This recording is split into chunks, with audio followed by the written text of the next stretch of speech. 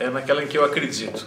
E as coisas que a gente acredita não são necessariamente comprováveis, racionais, etc. Tem uma crença nisso, não? Eu acredito que o lugar da antropologia não é nem do intelectual em abstrato, né? Aquele que tem algumas fórmulas e análises globais da sociedade que traz respostas. Eu realmente não acredito que eu pelo menos consiga chegar nesse lugar, não sei nem se é o lugar que eu quero. O lugar que eu tenho me sentido mais confortável como antropólogo e tenho passado a ideia de que me parece razoável imaginar essa ideia de alguém que está trabalhando com a sua sociedade, particularmente trabalhando num sistema vivo, não a sua sociedade ou outra, mas que esteja num sistema vivo, no qual ele está presente, e em estando presente ele atua, né, de uma maneira que me parece que é colocar em suspenso, como eu digo, algumas categorias e tratar de pensar como essas categorias estão atuando naquele meio. Isso significa, bem concretamente, desestabilizar alguns modos de pensar. Então eu acredito que o papel do antropólogo, embora não seja um papel também grandioso, um papel simpático, um papel em que a sociedade tem interesse, porque eu vejo que a sociedade cada vez mais demanda um lugar para o antropólogo, quer alguma coisa do antropólogo, embora não saiba exatamente o que o antropólogo faz. Eu acredito que o que ela está demandando, eu traduzo nesses termos, não? De desestabilizar, tirar algumas zonas de conforto, de lugares, situações, valores que parecem que estão bem colocados. Eu particularmente imagino, no que eu tenho falado sobre violência e conflito, que não é que eu tenha uma nova teoria sobre esses fenômenos, mas que eu tenho procurado desestabilizar lugares acomodados. Um lugar acomodado nas discussões sobre conflito e violência é o lugar da indignação, né? Que parece que a indignação, ela por si mesma, já é um lugar para o antropólogo.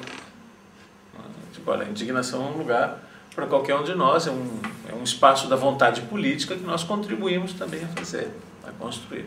Mas nós contribuímos também a construir a vontade política. Não determinamos, não desenhamos, mas contribuímos também quando desestabilizamos certos modelos de interpretação, certos modelos sociais.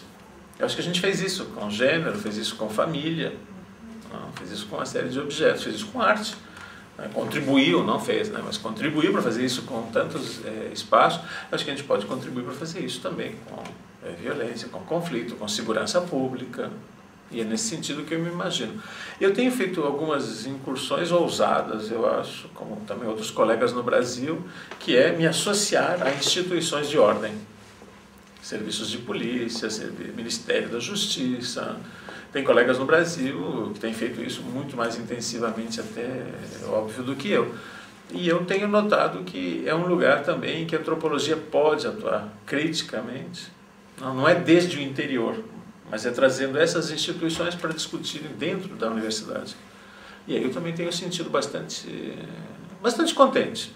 Os resultados nem sempre são positivos, no sentido de que não produzem mudanças nessas instituições ou nas práticas das instituições, mas produzem uma maneira de desestabilizar de novo as práticas, desestabilizar as consciências e as concepções que as pessoas têm nesse meio. E nesse sentido eu imagino que o antropólogo hoje faz esse trabalho.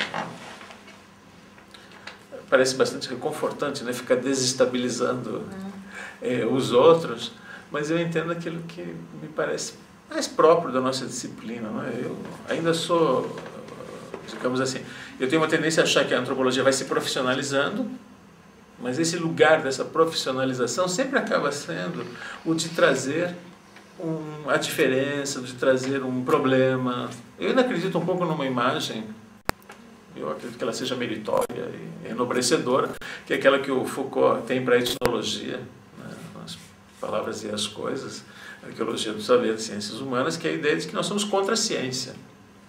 Não. Contra a ciência, a ciência da modernidade, que é a busca da lei, da ordem, da norma, da função. Eu acredito que a gente possa ter um discurso que vai um pouco em direção a questionar, a trazer então um certo desconforto para essas áreas da norma, da função, né, e da lei, da ordem. Não por outra razão, senão para interpretar melhor a nossa própria condição contemporânea. Para isso o antropólogo pode servir. se é que ele serve mesmo, né? Não estou seguro que ele possa ter toda essa capacidade, mas é aí que eu imagino um lugar bem positivo para nós.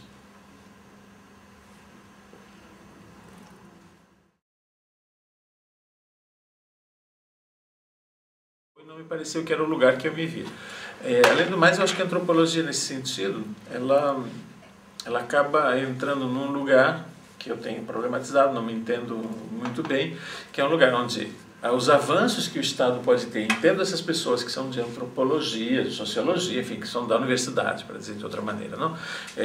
Que vão agora se somar a um trabalho de Estado que me parece altamente positivo, porque traz novas contribuições, não são pessoas somente burocráticas, são pessoas que estão atuando positivamente a partir de uma experiência teórica também, crítica inclusive. A pergunta que eu estou me fazendo é a seguinte, é o que eu tenho visto. Digo, olha, o Estado, então, com a contribuição dessas pessoas, assumiu um certo protagonismo na agenda social. No Brasil está acontecendo isso, por exemplo, em relação aos jovens, não, que era uma questão muito particular no Brasil, que vai desde os movimentos juvenis até os jovens que estão em situação de risco, ou os jovens que estão envolvidos com criminalidade, estão morrendo também muito por causa disso. Desses todos se fundou uma instituição no Brasil ligada à Presidência da República, que era coordenada por antropólogos, na verdade, uma pessoa altamente competente, pesquisadora, muito importante na nossa área, que assumiu esse compromisso. É claro que é muito positivo, porque ela é uma pessoa com uma visão plural, uma visão de inclusão, o trabalho que ela fez é genial.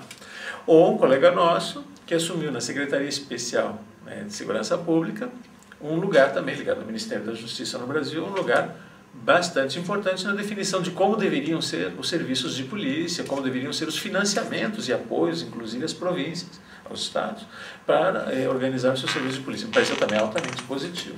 Ou a Secretaria Especial de Direitos Humanos, que é a secretaria ligada à Presidência da República, o que fez com que o Brasil tivesse, muito antes que outros países, um lugar no Executivo de incorporação dos direitos humanos.